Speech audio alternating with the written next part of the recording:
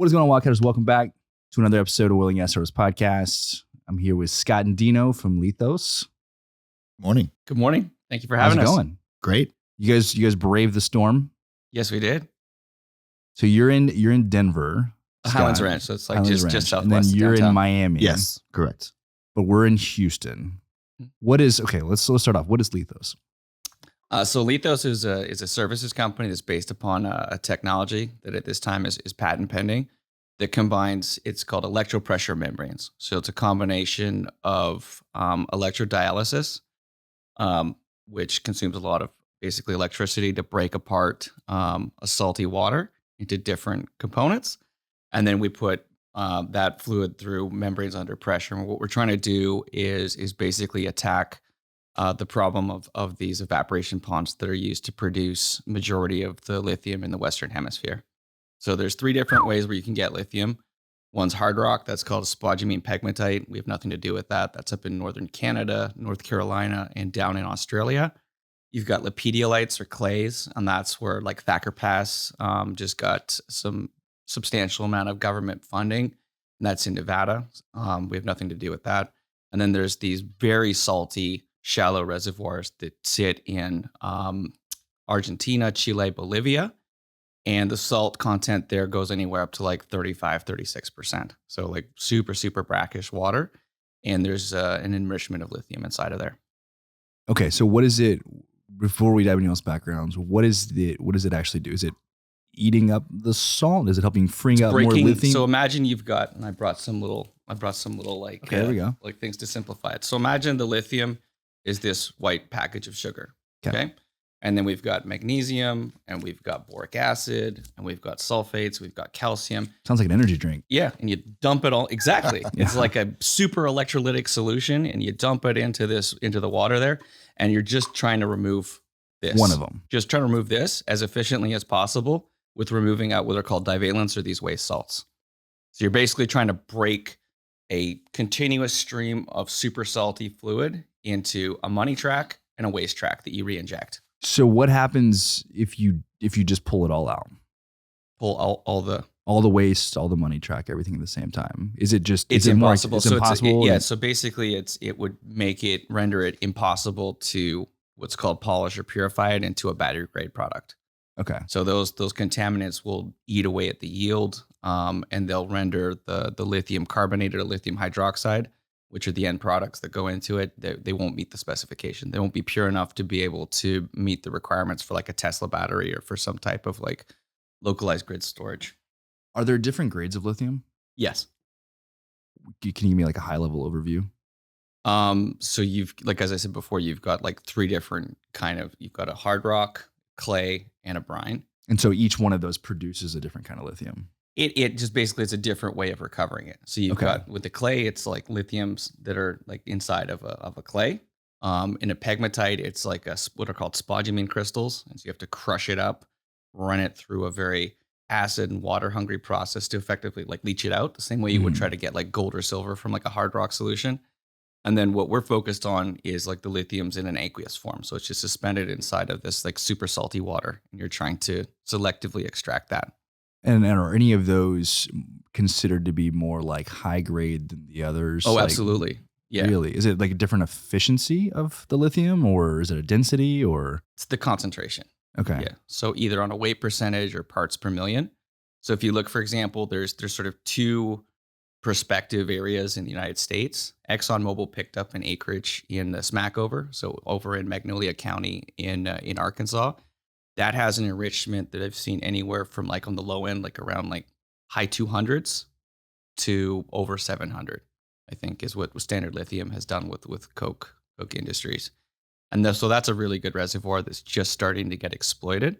And then the other one that's recently come out is there was a report up in the Northeast, so in Pennsylvania in the Marcellus Shale, and just to a lesser extent the Utica. Both of those have lithium enriched inside of the produced water. So there's a huge amount of, I would say, activity within the more conventional, shale producers, where they've taken fluid assays and like, hey, maybe we can like find a way to recycle our frack water, and at the same time valorize the lithium or maybe some other like rare earths that might be suspended in there as well. So it's pretty cool.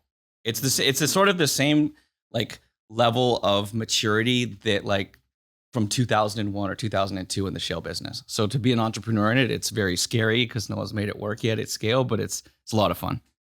That is exciting. Okay, so this is gonna be a masterclass in lithium today. So, what is each of y'all's roles at the company? And then we'll go into Dino's background, and Scott, we'll go to your background, and Sure we'll kind of figure out how do we get here, right? Okay. So, what are y'all's roles, real quick? So I'm one of the co-founders of the company, and I'm the CEO right now. Okay.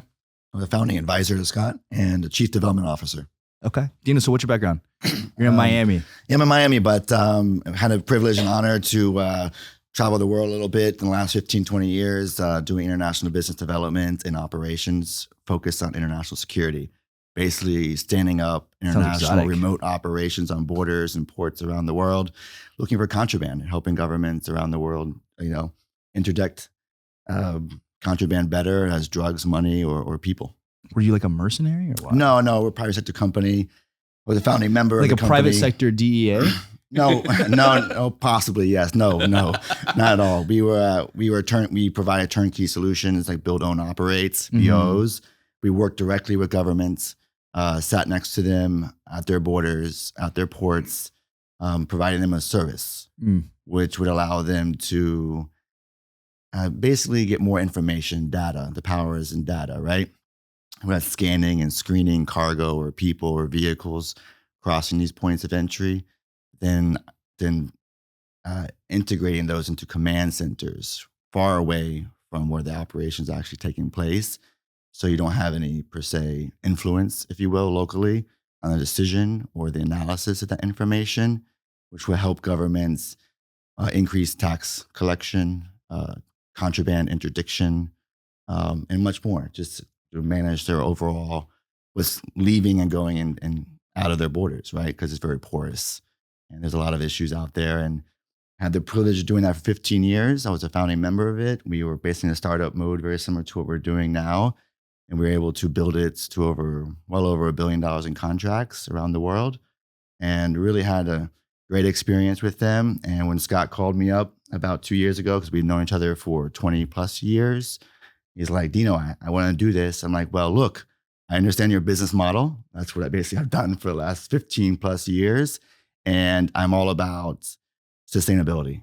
And he was really promoting the idea that LiTHOS and the technology which we control and are able to deploy will make these ponds and the operators and the environment more sustainable, and ultimately be able to create lithium and produce lithium faster for ultimately the EV vehicles and our other consumers of lithium around the world to continue to grow their industries too, because today there's not enough lithium, if you will, to understand the production today versus the demand tomorrow. Absolutely. 3 to 5 years from now, it's not 1 to 1, right? The demand's going to outstrip supply very easily.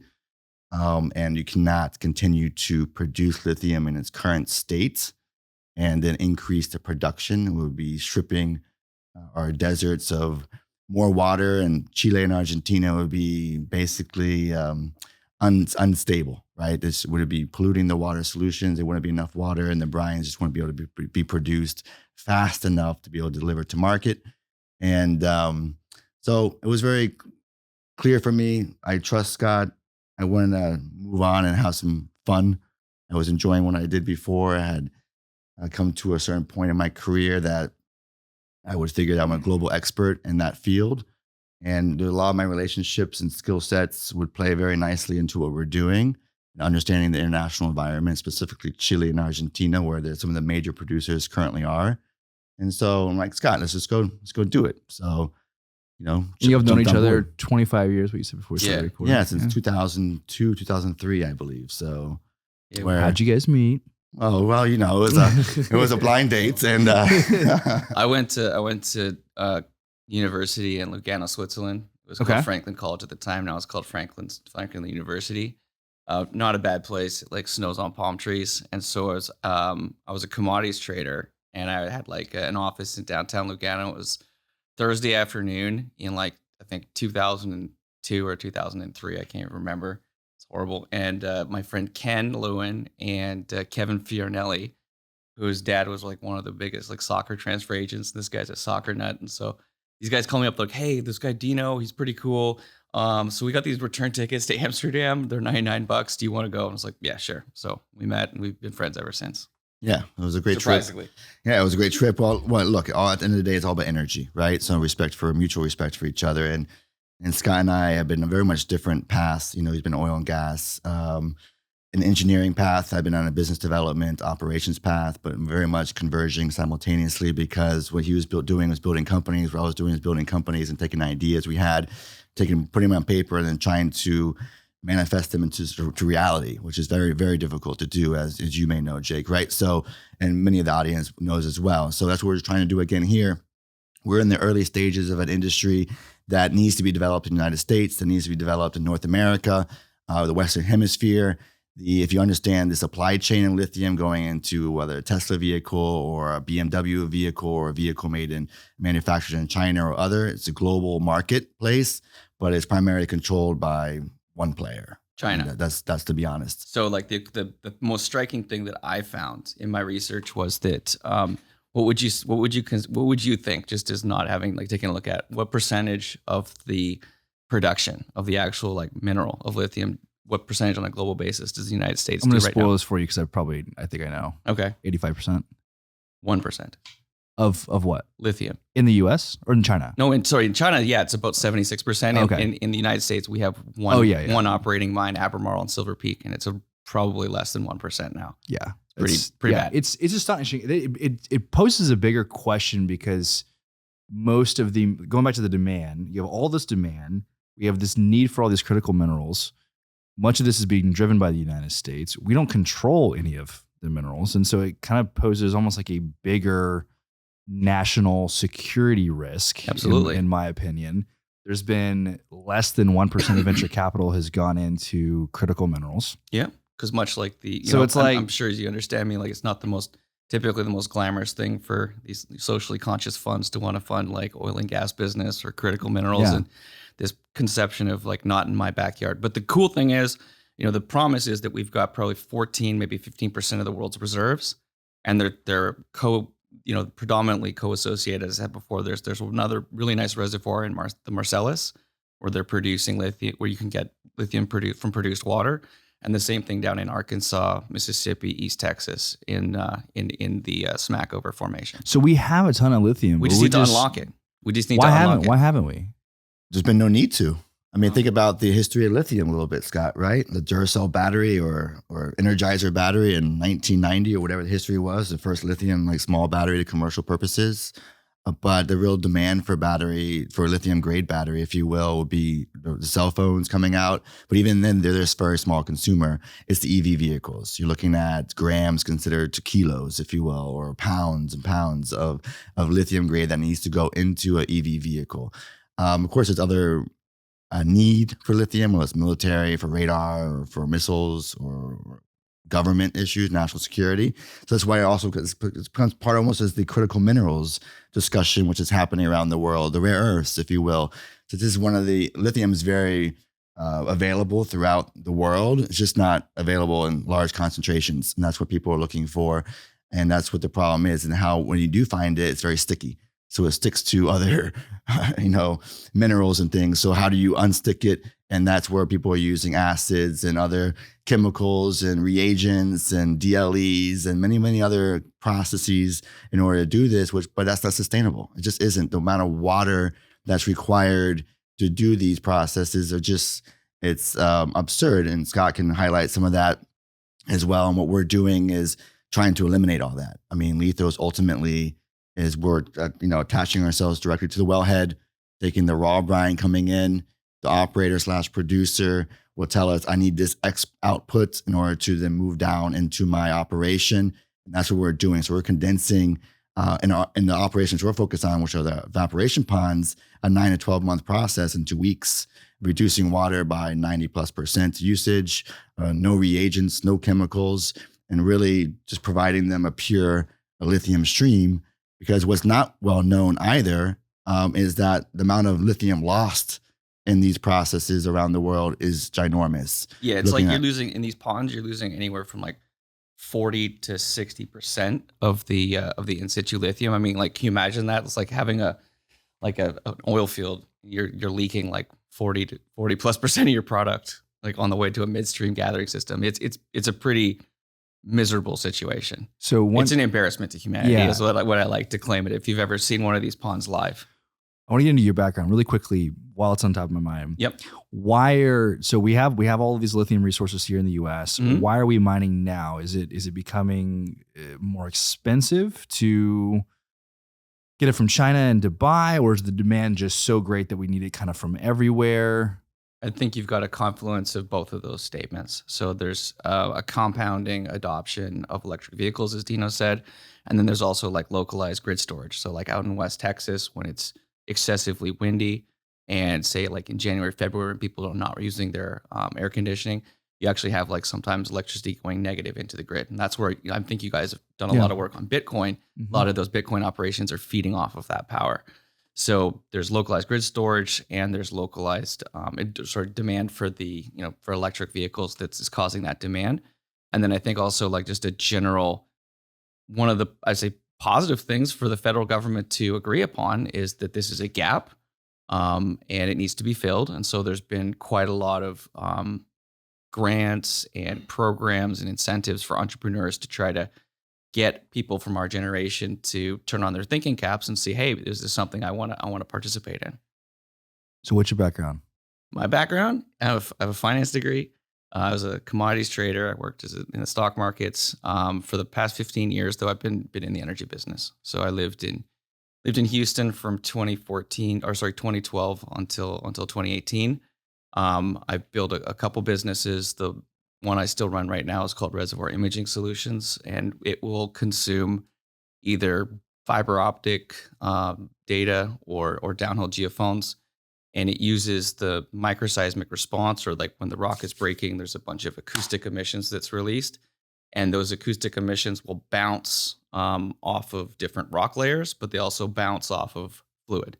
And so we basically have this algorithm, the software that we built, where you can image directly where fluid and sand goes in the subsurface. And I'll tell you what, I'm sure your next question is, well, why did you think about this? So I'll share with you my epiphany. It was 2020.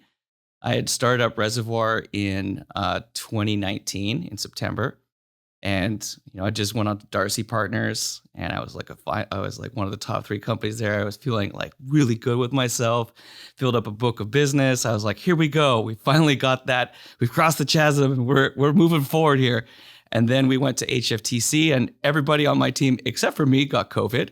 And then like a couple weeks later, as we were talking about, I was watching the Bloomberg terminal, and I watched the price of oil go negative. And I recall vividly that my mother was visiting. And I threw up in the sink, and then I went into the bathroom and I cried, and I was like, how am I going to make my mortgage? This is not good. This is not something that as an entrepreneur, you could just buck up and go forward and push through.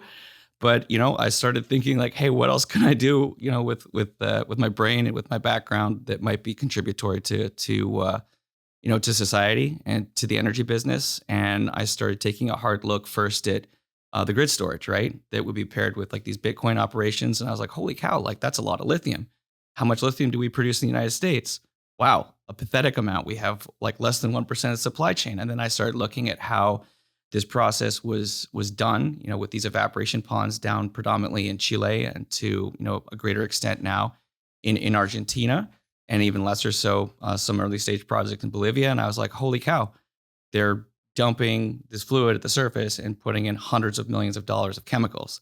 It's a little bit of antithetical against like the promise of the electrification of the transportation sector when you start looking at how this stuff is actually produced.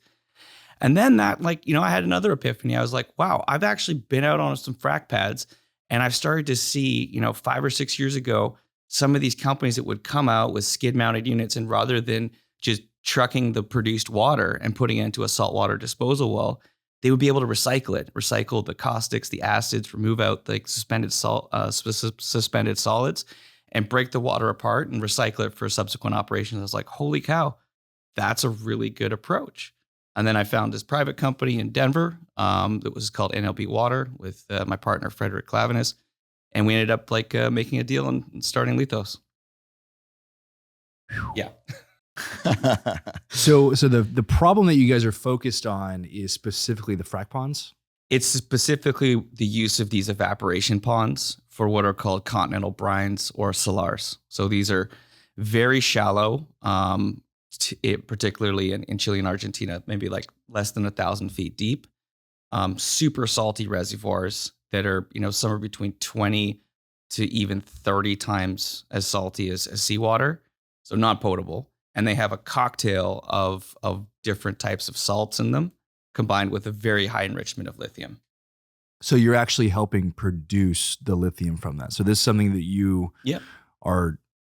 So is it something you're injecting into it, or is there a technology that you're putting into the reservoir? So it's a technology, and it's kind of like a fancy Brita filter and a fancy toilet. This is what I like to simplify it. So you've got a raw stream of fluid that's coming out of the wellhead with a cocktail of impurities and that lithium inside of it. And what we're doing is we're using electrochemistry to break that water apart into a money track and to a waste track. And then we're leveraging my sort of background in imaging fracs and where fluid goes to make sure that that's managed. The reinjection phase is managed professionally, and you're not creating any induced seismicity or sinkholes because of how close it is to the surface.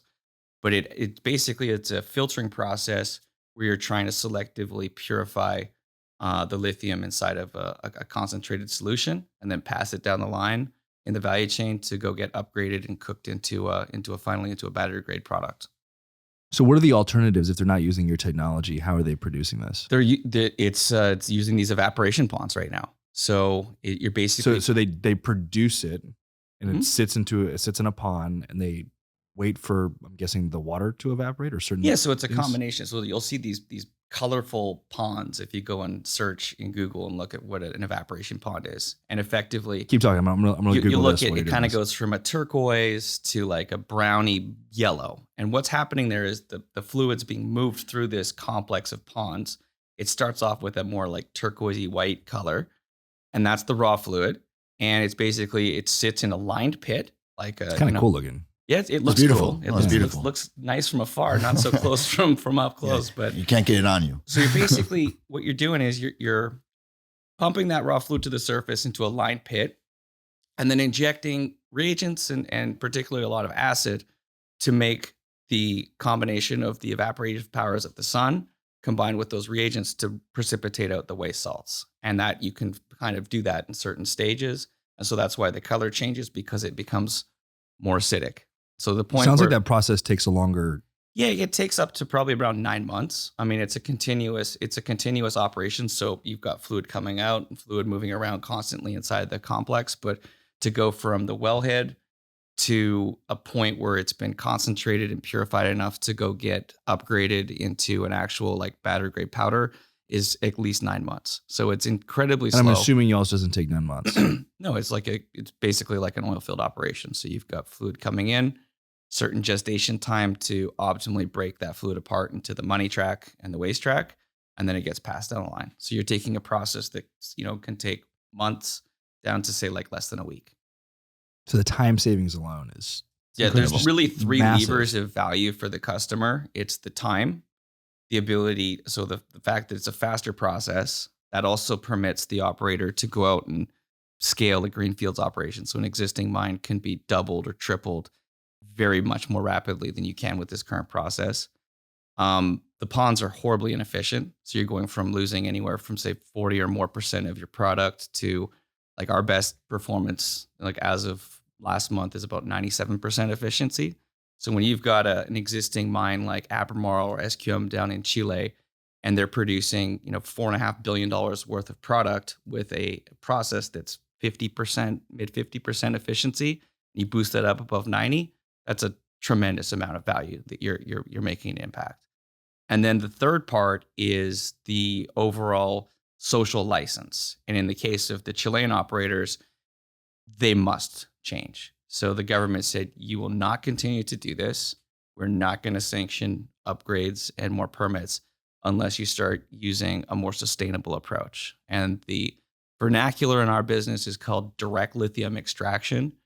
And it's a technique like I've just described to you that's kind of more akin to like a water management solution in the oil field. So How surprising is that? Yeah. Us dirty fracker entrepreneurs are going into the lithium business to try to help them out. That's ironic. It is. It's very ironic. Sounds like you guys are We're very, all so evil. very uniquely positioned. How big, since the industry is still relatively new, I guess, on maybe this side of the world, how big is the market? Like how many operators are there? Because you guys are focused specifically in South America. So we're kind of in a bifurcated situation. We've as a startup company, we want to get into cash flow as quickly as possible. So we obviously are focusing on the largest existing, well-capitalized multi-billion-dollar producers, the Albemarles, the SQMs, the Rio Tintos, the Levants, Arcadium, those types of companies that already have existing operations and have sanctioned this process transformation, have pilot scale, they've made pilot scale attempts to try to transform from this operation, but it's a very clear line of sight for us to go into that existing operation and demonstrate that we can perform and then slowly scale up or rapidly scale up as fast as we can within the bounds of those operations. Now, the other thing that's also really attractive is to help participate in a domestic industry that's being built.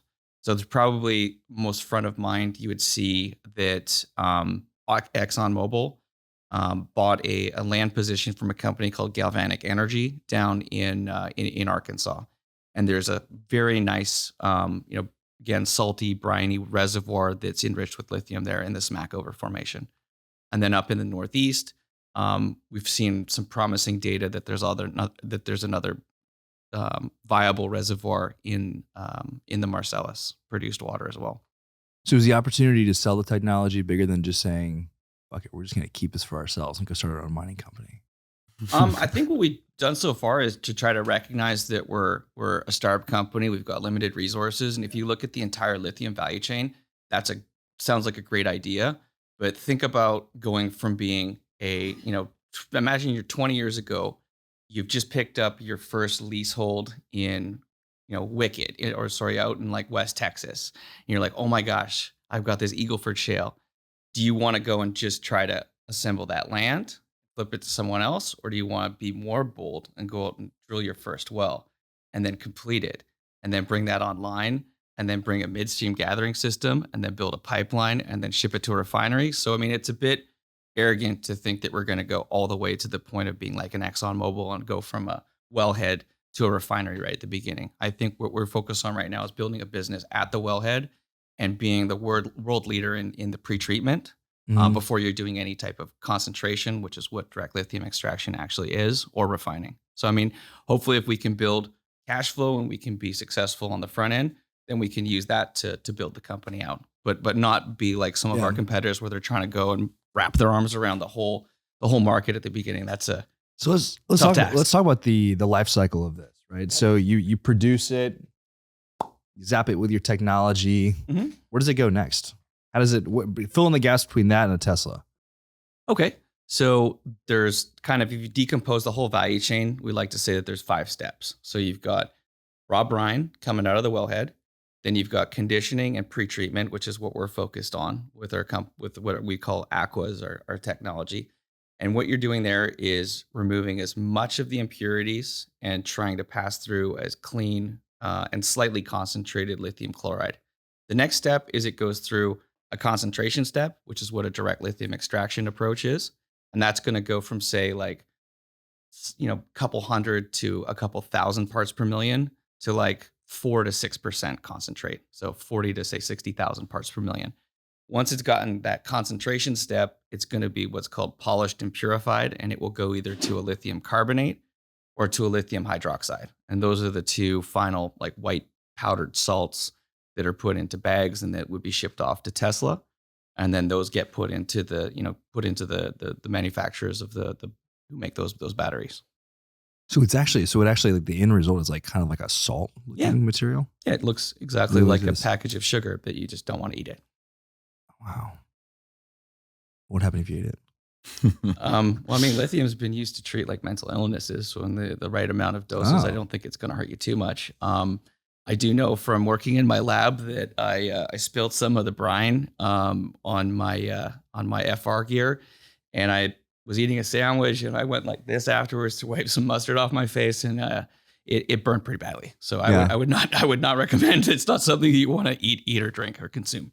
So where are you guys at in the life cycle of the company? Yeah, so we've set up a facility in Bessemer, Alabama, Okay. which is just outside of Birmingham. We found another group of entrepreneurs that had done some work with a technique called ion exchange in the extraction of rare earths from a coal mine. And so they had an existing 55,000 square foot complex together with like really good fluid chemical analysis, like something you would find in core lab that was staffed up, that was, humming along. And, rather than spending $5 million, which we didn't have to try to replicate that, in Denver or in Houston, we're like, okay, we can form a pretty quick partnership with these guys and have our own space inside of their facility and have access to, the analytical equipment and then staff up and build around that. So that's really where our main center of operations is right now. So Yeah. are you in the building technology phase or Well, right the now- commercialization phase? Yeah, I would say it's so we're using an existing proven supply chain of membranes and what are called these electrodialysis stacks. What we're doing is effectively creating like a customized version. So it's imagine like I'm a bit of a car nut. So you go to Mercedes, you go buy your car, and then if you have a sickness for speed like I do, then you're going to go to like Brabus or you're going to go to Weiss Tech and you're going to put in new turbos and you're going to chop off like the catalytic converters and make it go. And so we're basically doing that the same thing with these existing components. So we don't want to be the technology manufacturer. We want to, as Dino said, build, own, and operate with our own like exclusive access to this technology toolbox that we can go and operate. So the life cycle of the business right now is we've got several of the largest producers under contract. They've shipped in several cases like 4 metric tons of raw reservoir fluid to this Bessemer facility. Each company is set up, each one of these sort of pilot scale production processes is set up in its own room. We take the fluid, we run it through the system, and it's a binary output. Either you pass or you fail in terms of removing the impurities. And so far, we're batting 1,000. So are they shipping all this fluid to you by truck or pipeline or Plane. Plane, man. plane? I mean, Yeah, it's like they're and truck, of course. Yeah, Some of it's planes, located. trains, and automobiles, bro. It's to go from like these, like the Atacama Desert, or from like the Salares in Argentina. I mean, it's literally planes, trains, and automobiles. Yeah, It's like because- several hundreds of thousands of dollars they're spending to ship like and they totes, were like overnight. chemical totes of fluid. Overnight, and in many cases, because the need to solve the problem is so great. So really, it's about making smart investments on their behalf. And we're not the only technology they've looked at or are looking at, but they've been very clear that if you can meet our, basically our goal targets of a certain level of concentration, which is better than they are doing today, then basically you're going to be in play. Meaning you're going to go into the field, do your 2-3 month field tests with their fluids, because what's unique about us as well from a commercialization standpoint is if we backtrack 1 year from today, last year, today, I think we were just reaching out to these companies with the idea and the promise that we could show them a result. And they've already looked at 50 or 100 companies and invested millions and millions of dollars in time into trying to solve this issue. But what was unique, where we stood and what we were promoting, was the pre-treatment. Everyone else was at the very end of the pond time frame. So you think about 9 months in a pond. They were at that 7 to 9, 8 and 9 month period, trying to take the most, if you will, already concentrated brines and just make that speed up faster. Where we were like, let's skip all of that. Let's skip this entire pond issue, go straight to the wellhead. Give me the rawest brine you have, because we're taking a technology that's already field proven. Although, yes, it's a different brine per se. It's a US fracking brine, let's call it that. And we're bringing this technology back into our lab. And now we're going to customize it to your brine, Mr. and Mrs. Operator, and let us help you do that. And like, okay, that's compelling. So we're going to send you the most difficult brines we have. So you either make it, you're either pass or fail real quick, right? Because they're trying to break you as soon as they can break you, not to waste your time or their time. So we were able to show results that were promising fairly quickly. And they're like, okay, great. And so we continue to grow. We've now passed through the testing phases. where we're out there, showing these results, moving to the next stage, whatever that is in their internal processes within these companies. We have a pipeline, a lovely pipeline. I like to call it the Ferrari model, because we all know what Ferrari is, but good luck buying one. You're not going to get one unless they already know you. And again, they know it's all about quality control at that point. So we have a pipeline of many more companies that want to test with us than we can actually take at this moment, which is a double-edged sword, because we actually want to be able to take them and test them and prove ourselves with everyone. But as a young company, you really have to select your battle and be very clear about it. So that's why we focused on what Scott naturally highlighted is the current operators, the teams that have to change from today over the next 5 years, completely eliminate their multi-billion-dollar operation, which if you look again on Google at it, it's like 5 miles by 5 miles, which is the size of San Francisco. And that's a large operation. You're now trying to condense into something different, and you have 5 years to do it. And, if you haven't run a company of that size or built operations of that size, that is an that's not a lot of time. And you're going to make a lot of mistakes along the way. And if you do make the mistakes, that means, billions of dollars off your market cap, revenue down, everything else as well. And someone's going to go find another supplier for them. But that's nice that we can focus on the current operators, but inherently we're a US company. We have an intent and interest to help develop the US industry here as well, which is from our presidents and from DC all the way down into our large, if you will, military apparatus here in the United States, and just energy consumption in our EV. And we're not the largest EV vehicle consumers or users either. I think we're number 2 or number 3. I think China's number 1. Europe is number 2. I think we're number 3. But ultimately, that production, in order for our companies to scale their vehicle market, they need more lithium access. Everyone wants domestic supply. So you see the Exxons of the world, you see these big names now who are traditional oil and gas, but they're not any longer that. They're just big operators of whatever they can get their hands on because they're smart and they have capital. So they're getting into markets where they can control and then supply, an industry, and we can be a part of that. In Alabama, it's a great location. We're right next to the Smackover in Arkansas, Mississippi, and East Texas. Plus, you have Mercedes-Benz, you have Honda, Hyundai, all the largest manufacturing plants in the Western Hemisphere, if not the world, producing their vehicles. So you can really create a raw brine to a refined lithium within just miles of each other and put it into a car. And we feel that we're strategically positioned there. We're working and applying to grants with the Department of Energy. We received grants already with the DOE, and we continue to, embark on that path. So, but again, we're a small company. We actually are Scott. We have Joe and Gabe and Michael and Seth and Alicia and Chris, and a great team. I mean, if you look at our management team, because as you all know, any entrepreneur know, the mission is one part of that's what makes you get up in the morning and wake up. The management ultimately is the one that's going to propel the business. And then from there, can you successfully develop a product and do marketing around it? And ultimately, we are in the business of making money. Right. So, but to do it with people that you actually like, outside of work is pretty cool. I'm sure you guys have kind of built the same thing here, which is pretty cool. So it's about having that. Everyone has, I think, on our team, a very interesting backgrounds. You can check it out on lithostechnology.com or some of our teams on there. And we have the guys who have basically been working on these issues in different industries, which is the removal of sodiums, removal of salts from super industrialized processes around the world. They are a part of our team. The original patent holder and patent creator of the technology we're using is part of our direct team today, still helping solve these problems on a much more complex scale. So I'll just maybe put a little color there to show you this generalized use of electrochemistry was first used in Tokyo. To produce soy sauce at scale.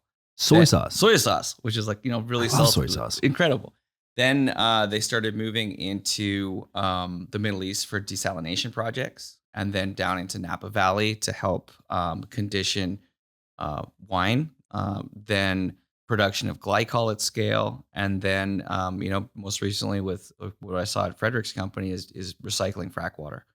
So a lot of really interesting, diverse, different applications of this general technology, and we're very thankful to have a chance to work with the same group of people and introduce it into this vertical. This has been awesome, guys. Yeah. I've learned a lot about lithium. This is a lot more than I didn't know what I was walking into today. I didn't know I was going to walk out with this, but this is awesome. So I think you guys are very uniquely positioned based on my understanding of, especially with the government coming down and saying, hey, you guys got to figure this out. And it seems like you guys have a really great solution. So I'm excited to follow y'all's progress, see how things go. Thank you very much. Thank you. Yeah, appreciate you guys coming down. Thank you so much for having us. Absolutely. Where can you guys, where people find out more information about you guys? Your So website? www.lithosTechnology.com Okay. is our website. You're on LinkedIn, right? Yeah. Yeah, on we're both on LinkedIn as well. Yeah. Not a problem. Email us. You know, we're really available and accessible. And the key part is that we want to be collaborative in an industry that needs collaboration at this time. And so we'll work with anyone big or small, and anyone has an idea, we'll hear it out and see if we can share, even if it's not directly impact our business. We're happy to lead it, you know, give a helping hand. I think the fun thing will be to see is like, you know, a year from now, 2 years from now, 3 years from now, how much more of this industry has expanded, you know, out of Houston and into the United States with people that have taken those skill sets from the fracking business and gone out and built a company. And you're going to see a lot of cool entrepreneurs that are going to pop up. And it'll be a fun ride. Yeah. As I said, you've like seen it in the geothermal space, and now you're seeing it in lithium. Same thing exactly like that. It's Yeah. kind of like being in your prime at the onset of the development of shale gas. Yeah. So, Super exciting. thank you so much for having us. Absolutely, guys. Thank you. All right, guys, take 2 seconds, share this with your friends, leave us a rating and review. We'll catch you guys in the next episode.